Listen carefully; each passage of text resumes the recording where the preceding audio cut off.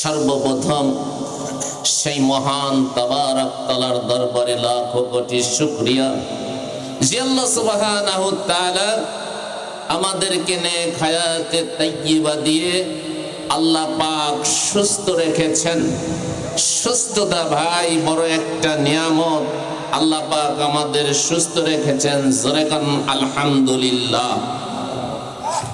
সুস্থতা যদি না থাকতো দেহে, তাহলে হয়তো বাড়ির বেডে থাকতাম, কথা কন ঠিক কিনা? সুস্থ যদি না থাকতাম, না হয় হাসপাতালের ক্লিনিকে থাকতাম, না হয় হাসপাতালে থাকতাম, কথা কন ঠিক কিনা? সেখান থেকে আল্লাহ পাক আমাদেরকে সুস্থ রেখে দুনিয়ার সমস্ত কাজকর্মকে ফারাক করে দিয়ে আল্লাহ দয়া করে মায়া করে ভালোবেসে ছাটাই বাছাই নির্বাচন করে যে রব, যে মনিব, যে প্রতিপালক আমাদেরকে একটি জান্নাতের বাগানের মধ্যে আসার বসার তৌফিক দান করেছেন, সে আল্লাহ সুবহানাহু ওয়া তাআলার দরবারে আমরা প্রাণ খুলে সমস্যারে উচ্চ কণ্ঠে একবার কালেমাতুশ শুকর পড়ে দেই, জোরে সোরে বলি আলহামদুলিল্লাহ। শতকোটি দরুদ ও সালাম বিশ্ব নবী সরকারে দু আলম তাজদারে মদিনা, মানবতার মুক্তির দোষ, সুপারিশের নেতা, যেই নবীজি আইয়ামে জাহিলিয়াতের যুগে আগমন করে অসভ্য মানুষগুলিকে সভ্য বানিয়েছেন, অভদ্র মানুষগুলিকে ভদ্র বানিয়েছেন। সেই সমাজে নারীদের কোনো দাম ছিল না, সম্মান ছিল না, ইজ্জত ছিল না, যার কারণে জীবন জন্মগ্রহণ করার পরে ছোট্ট ছোট্ট মাসুম বাচ্চা নারীদের হত্যা করা হতো। সেই সমাজে নারীদেরকে সম্মানিত করে আসলে উন্নতি করে কোরআনের বিধান, কোরআনের আইন, কোরআনের রাজ কায়েম করে যেই নবীজি মদিনার পাক ভূমিতে সে আছেন, সেই নবীজির প্রতি আমরা সকলে প্রাণ খুলে একবার দরুদ পড়ে দেই, সকলে পড়ি সাল্লাল্লাহু আলাইহি ওয়াসাল্লাম। সম্মানিত ভাইরা আমার, একটু কথা বলা যাবে কি? মানুষ তো নাই, তারপরে কথা বলা যাবে? আমার ভাইরা, এই পৃথিবীতে হায়াতের মালিক কে? মৌতের মালিক কে? রিজিকের মালিক, সম্মান দেওয়ার মালিক, সম্মান নেওয়ার মালিক। এই পৃথিবীতে জ্ঞান দেওয়ার মালিক কে? জ্ঞান দেওয়ার মালিক আল্লাহ। আল্লাহ রাব্বুল আলামিন বলেন, ওয়ালাকাদ আতাইনা দাউদা সুলাইমানা ইলমান। জোরে কোন আল্লাহু আকবার। আল্লাহ পাক বলেন, আমি আমার বান্দা দাউদ ও সুলাইমানকে জ্ঞান দান করেছি। জোরে কোন সুবহানাল্লাহ। হযরত দাউদ আলাইহি ওয়াসাল্লাম কে আল্লাহ শুধু জ্ঞানই দান করেন নাই, আল্লাহ পাক হযরত দাউদ আলাইহি ওয়াসাল্লামের উত্তম চরিত্র নেক কাজের ফলে আল্লাহ পাক হযরত দাউদ আলাইহি ওয়াসাল্লামকে নিয়ামত দান করেছিলেন। জোরে কান সুবহানাল্লাহ। অসংখ্য নিয়ামতের মধ্যে সর্বপ্রথম আল্লাহ পাক হযরত দাউদ আলাইহি ওয়াসাল্লামকে বিশাল একটি রাষ্ট্র ফিলিস্তিন, এই ফিলিস্তিন রাষ্ট্রের বাদশাহী দান করলেন। জোরে কান সুবহানাল্লাহ। এত বড় বাদশাহ হওয়ার পরেও তার মধ্যে কোনো লোভ লালসা হলো না। আল্লাহর ইবাদত বন্দেগী, দাসত্ব, গোলামি এত বেশি করলেন, আল্লাহ পাক খুশি হয়ে হযরত দাউদ আলাইহি ওয়াসাল্লামকে নবুয়ত দান করলেন। জোরে কান সুবহানাল্লাহ। নবুয়ত দান করার সঙ্গে সঙ্গে আল্লাহ পাক আল্লাহ নবীর উপর একখান কিতাব নাজিল করলেন। ওই কিতাব দাউদ আলাইহি ওয়াসাল্লামের চতুর্দিকে বিভিন্ন মাখলুকাত এসে বীর জমায়া দিত। জোরে কান সুবহানাল্লাহ। আমার ভাইরা, আমার আপনার নবী বিশ্ব নবী মুহাম্মদুর রাসূলুল্লাহ সাল্লাল্লাহু আলাইহি ওয়াসাল্লাম গভীর রজনীতে যখন কোরআন তেলাওয়াত করতেন, মক্কার বড় কাফের হলো আবু জেহেল, আবু সুফিয়ান, আকনাস ইবনে শুরাইক, তিন নেতা হাঁটি হাঁটি পা পা করে নবীজির ঘরের পাশে এসে দাঁড়িয়ে যেত। জোরে কান সুবহানাল্লাহ। নবীজি গভীর রজনীতে যত সময় কোরআন তেলাওয়াত করতেন, মক্কার কাফিররা দাঁড়িয়ে দাঁড়িয়ে নবীজির কোরআন তেলাওয়াত শুনতো। জোরে কান সুবহানাল্লাহ। আর আমরা মুসলমানের সন্তান, মুসলমানের ছেলে, আজকে কোরআনের মাহফিলে লোক কয়জন? কথা কম। তাবারক যখন দিবে তখন লোক আসবে, ঠিক কিনা? আবু জেহেল সবচেয়ে বড় বিরোধী কাফের ছিল নবীজির। কোরআন তেলাওয়াত শুনে সারা রাত দাঁড়ায়া দাঁড়ায়া, আর আমাদের কোরআনের মাহফিল লোক আসে না। কথা কোন ঠিক কিনা? আমার ভাইরা, যেটি বলতেছিলাম, হযরত দাউদ আলাইহিস সালাম সপ্তাহে একদিন সমুদ্রের পাড়ে গিয়া জাবুর কিতাব তেলাওয়াত করতেন। জাবুর কিতাব তেলাওয়াত শোনার জন্য সমুদ্রের যত মাখলুকাত, এমনকি মাছ পর্যন্ত এসে সমুদ্রের কিনারায় ভিড় জমায়া দিত। আল্লাহ রাব্বুল আলামিন এমন একজন নবী দাউদ আলাইহিস সালামকে আল্লাহ একটা মুজিজা দিলেন। হাত দিয়া লোহা ধরার সঙ্গে সঙ্গে লোহা গলে মোমের মতো পানি হয়ে যেত। জোরে কান সুবহানাল্লাহ। হযরত দাউদ আলাইহিস সালাম হাতের সাহায্যে দাও কুড়াল বটি বানায়া বাজারে বিক্রি করত। সেই বিক্রি টাকা দিয়া তিনি সংসার চালাইতেন। জোরে কান সুবহানাল্লাহ। নবী রাসূলদের আদর্শ কত সুন্দর। আর আমাদের দেশে যদি কোন রকম একটা নেতা হওয়া যায়, টাকা পয়সা, বাড়ি গাড়ি, ধন দৌলতের অভাব নাই, ঠিক কিনা? নবী রাসূলদের আদর্শ নিয়ে যদি কোনো নেতা হওয়া যায়, তাহলে সমাজের সাধারণ জনগণের অর্থ সাধারণ জনগণই ভোগ করতে পারত। কথা কোন ঠিক কিনা? আমার ভাইরা, সংক্ষেপে কথা বলি, হযরত দাউদ আলাইহিস সালাম জীবনের শেষ লগ্নে সে আল্লাহর কাছে জানতে চাইলেন, আল্লাহ পাক, আমার পরবর্তীতে এই ফিলিস্তিনের বাদশা কে হবে? আল্লাহ পাক জানিয়ে দিলেন, আমার নবী দাউদ রে, আমার পক্ষ থেকে একটি মুজিজার সিন্ধুক যাবে। ওই সিন্ধুকের মধ্যে কয়টা জিনিস আছে, কোন জিনিসের নাম কি, কোন জিনিসের ক্ষমতা কি, যেই ব্যক্তি বলে দিতে পারবে সেই ব্যক্তি হবে তোমার পরবর্তীতে ফিলিস্তিনের বাদশা। আল্লাহর ফেরেশতা জিবরিল আলাইহিস সালাম মুজিজার সিন্ধুক নিয়ে আল্লাহর নবীর কাছে এসে হাজির। আল্লাহর নবীকে বললেন, আল্লাহর নবী গো, আল্লাহর পক্ষ থেকে একটি মুজিজার সিন্ধুক এসেছে। আপনার রাজ্যে প্রতিটি ঘরে ঘরে আপনি দাওয়াত দেন।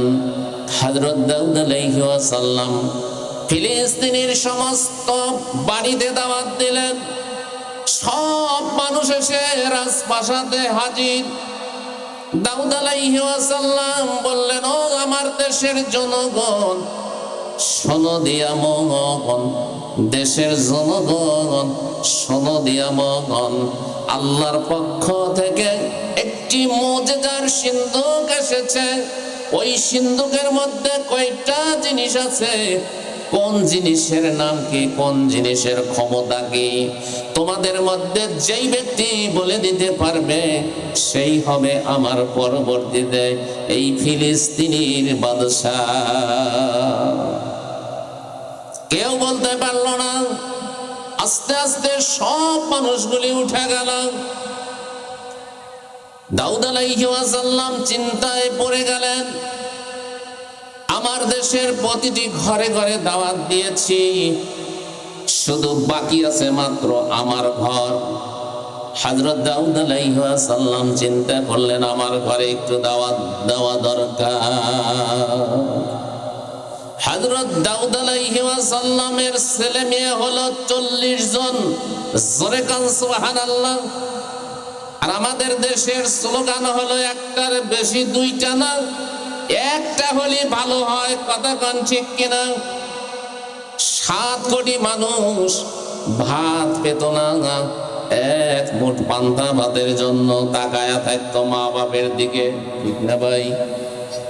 পান্তা ভাত খায় আমার ভাই, আমার মেজো ভাই ওই বাঙ্গুরা হাই স্কুলে লেখাপড়া করেছে, ঠিক বললাম না? বললাম। আমার মেজো ভাই আর ভাই একসাথে ছাত্র, বুঝানোর জন্য বলছি। আর এখন এমন অবস্থা, মুরগি পর্যন্ত ভাত খায় না। কথা কোন ঠিক কিনা? 18 কোটি মানুষের বেশি। তাহলে রেজেকের মালিক কে? কেন, কিসের জন্য বলো? একটার বেশি দুইটা নাই, একটা হলে ভালো হয়। রেজেক দিবে আল্লাহ, তোমার সমস্যা কোথায়? হযরত দাউদ আলাইহিস সালামের ছেলে মেয়ে হলো 40 জন। 40 জন ছেলে মেয়ের মধ্যে 19 জন হলো ছেলে, 21 জন হলো মেয়ে। ছেলে মেয়েদের মধ্যে ছেলেদের আহ্বান করলেন দাউদ নবী। ছেলেরা এসে হাজির হয়ে গেল। দাউদ আলাইহিস সালাম ঘটনাটা তুলে ধরলেন। বড় ছেলের থেকে শুরু করলেন। বড় ছেলে পারে না, মেজো ছেলে পারে না, আস্তে আস্তে নিচের দিকে আসছে। সবচেয়ে ছোট ছেলের নাম হলো সুলাইমান। সুলাইমানের বাদ মানে না, সুলাইমান দাঁড়ায় গেছে, লাব্বাইক আব্বাজান, আপনি যদি অনুমতি দেন তাহলে ওই মুজিজার সিন্ধুকের মধ্যে কয়টা জিনিস আছে, কোন জিনিসের নাম কি, কোন জিনিসের ক্ষমতা কি, আমি সুলাইমান বলে দিতে পারবো। জোরে কন্না সুবহানাল্লাহ। দাউদ আলাইহিস সালাম বললেন, বাবা তুমি ছোট্ট মানুষ, 12-13 বছর বয়স। হযরত সুলাইমান আলাইহিস সালাম বললেন, বাবা আমাকে অত ছোট মনে করবেন না। আমি যখন বনের ধার দিয়ে হেঁটে যাই, একটা পশু আর একটা পশুর সঙ্গে কি কথা বলে, আমি সুলাইমান ওই পশুদের ভাষা বুঝি। জোরে কান সুবহানাল্লাহ। এক পশু আর এক পশুকে কি বলে ডাক দেয়, আমি সুলাইমান ওদের ডাক বুঝি। জোরে কান সুবহানাল্লাহ। শুধু তাই নয় বাবা, ওই যে শূন্য আকাশে পাখিগুলি ডানা মেলে উড়ে যায়, এক পাখি আর এক পাখি কি গান গাইতে গাইতে ডানা মিলে উড়ে যায়, আমি সুলাইমান ওদের গানের ভাষা বুঝি। জোরে কন্না সুবহানাল্লাহ। হযরত সুলাইমান আলাইহিস সালাম সব বোঝেন। 1820 আচ্ছা। হযরত সুলাইমান আলাইহিস সালাম লোকজন নিয়ে, দল বল নিয়ে, হস্তি বাহিনী নিয়ে কোন এক পাহাড়ের উপত্যকায় যাচ্ছিলেন। ওই পাহাড়ের পিপিলিকার সর্দার, আমাদের দেশে নেতা আছে না ভাই? এই যে আমাদের নেতারা আসছিলেন, নামাজের সময় চলে গেলেন। পিপিলিকার নেতা আছে না নাই? বাঘের নেতা আছে না নাই? প্রত্যেকটা মাখলুকাতের নেতা আছে না নাই? মৌমাছির নেতা আছে না নাই? পিপিলিকার সর্দার ডাক দিয়ে বললেন, ইয়া আইয়ুহান নামলু দুখুলু উদখুলু মাসাকিনাকুম। ও পিপিলিকার দল, ওই যে তাকায়া দেখো সুলাইমানের দল বল নিয়ে আসছে, ওদের পায়ের নিচে যদি তোমরা পড়ে যাও মৃত্যুবরণ করবে। অতএব তোমাদের নিজ নিজ গৃহে প্রবেশ করো। জোরে জোরে কন্যা সুবহানাল্লাহ। হযরত সুলাইমান আলাইহিস সালাম বললেন, বাবা আমি ওই পিপীলিকার ভাষাও বুঝি। জ্ঞান আছে না নাই? আল্লাহ বললেন ওয়ালাকাদ আতাইনা দাউদা ওয়া সুলাইমানা ইলমান। আমি দাউদ ও সুলাইমানকে জ্ঞান দান করেছি। এবার দাউদ আলাইহিস সালাম অনুমতি দিলেন, বাবা ওই মুজিজার সিন্ধুকের মধ্যে কয়টা জিনিস আছে তুমি বলে দাও। হযরত দাউদ আলাইহিস সালাম অনুমতি দিলেন। সুলাইমান দাঁড়িয়ে গিয়ে বললেন, আব্বা জান ওই মুজিজার সিন্ধুকের মধ্যে তিনটা জিনিস আছে। জোরে কোন সুবহানাল্লাহ। কয়টা জিনিস? তিনটা জিনিস। আপনারা কি তিনটা জিনিস শুনবেন না শুনবেন না? শুনবেন তো ইনশাল্লাহ। তো শোনার আগে যেহেতু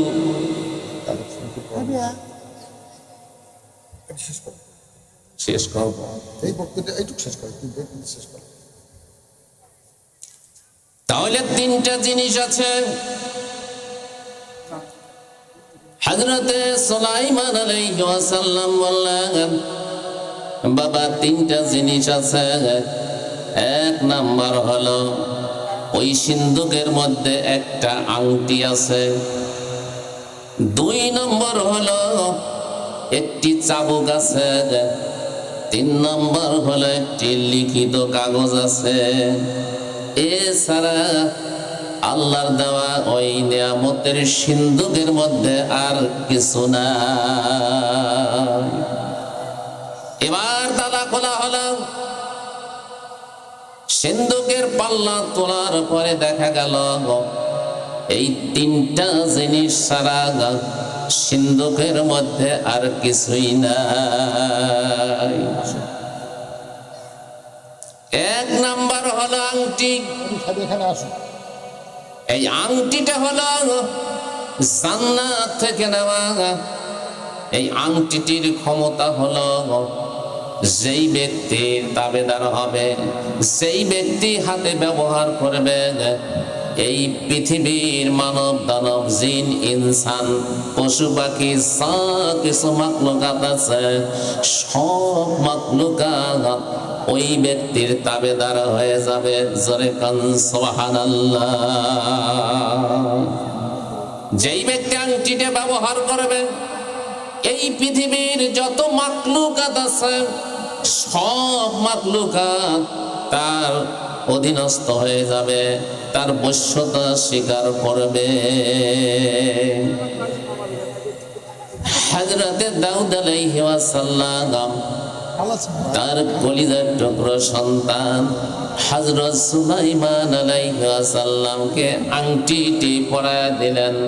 জোরে কান সুবহানাল্লাহ।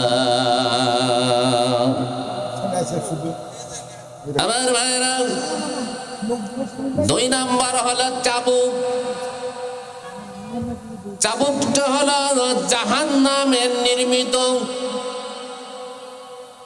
হযরতে সুলাইমান আলাইহিস সালাম বললেন, আব্বা জান এই চাবুকটা যার হাতে থাকবে পৃথিবীর যত রকমের ক্ষমতা আছে সব ক্ষমতা এই চাবুক অধীনস্থ লোকের কাছে পরাভূত হবে। শুধু ইমানদার ব্যতীত যত মানুষ আছে সব মানুষ এই চাবুকধারীর কাছে পরাজিত হবে। জোরে কন্যা সুবহানাল্লাহ। তিন নাম্বার হলো একটি লিখিত কাগজ। ও বাবা, এই লিখিত কাগজের মধ্যে পাঁচটা জিনিস আছে। এই পাঁচটা জিনিস ছাড়া আর কিছু নাই। দাউদ আলাইহিস সালাম বললেন, বাবা পাঁচটা জিনিস কি? হযরতে সুলাইমান আলাইহি ওয়াসাল্লাম জবাব দিলেন, বাবা, এক নাম্বার হলো এই কাগজে লেখা আছে ঈমান, 2 নাম্বার হলো প্রেম, 3 নাম্বার হলো জ্ঞান, 4 নাম্বার হলো শালীনতা বোধ, 5 নাম্বার হলো শক্তি। এই 5টা জিনিস এই কাগজের মধ্যে লেখা আছে। আল্লাহর নবী হযরতে দাউদ আলাইহি ওয়াসাল্লাম বললেন, বাবা, এই 5টা জিনিস তো মানুষের মধ্যে থাকে, তাহলে এই 5টা জিনিস কোথায় থাকে একটু বলো। হযরতে সুলাইমান আলাইহি ওয়াসাল্লাম বললেন, ও বাবা, এই 5টা জিনিসের মধ্যে ঈমান আর প্রেম হলো মানুষের অন্তরের মধ্যে থাকে। সূরা কান সুবহানাল্লাহ। ঈমান আর প্রেম অন্তরের মধ্যে থাকে। ঈমান কি দেখা যায়? ভালোবাসা, প্রেম কি দেখা যায়? তাহলে মানুষের অন্তরের মধ্যে থাকে এই 2টা জিনিস। ঈমান নিয়ে কথা বলবো ইনশাআল্লাহ। এরপরে জ্ঞান কোথায় থাকে? হযরতে সুলাইমান আলাইহি ওয়াসাল্লাম বললেন, বাবা, জ্ঞান থাকে মানুষের মগজের ভিতরে।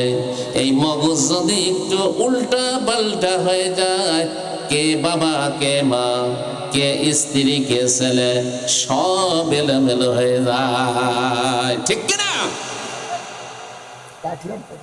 তাহলে জ্ঞান থাকে মানুষের মাথার মগজের মধ্যে। শালীনতা বোধ, বুঝেছেন কি শালীনতা বোধ? শালীনতা বোধ হলো লজ্জাশীলতা। আমার নবীজি বলেছেন, আল হায়াউ শুবাতুম মিনাল ঈমান। লজ্জাশীলতা ঈমানের একটা অঙ্গ। তাহলে এই লজ্জা কোথায় থাকে? শালীনতা বোধ কোথায় থাকে? হযরতে সুলাইমান আলাইহি ওয়াসাল্লাম বললেন, এই লজ্জাশীলতা থাকে মানুষের 2 চোখে, ঠিক কি না? 5 নাম্বার হলো শক্তি কোথায় থাকে মানুষের? কেউ কি বলতে পারবেন শক্তি মানুষের কোথায় থাকে? কেউ হয়তো জানেন, কেউ হয়তো জানেন না।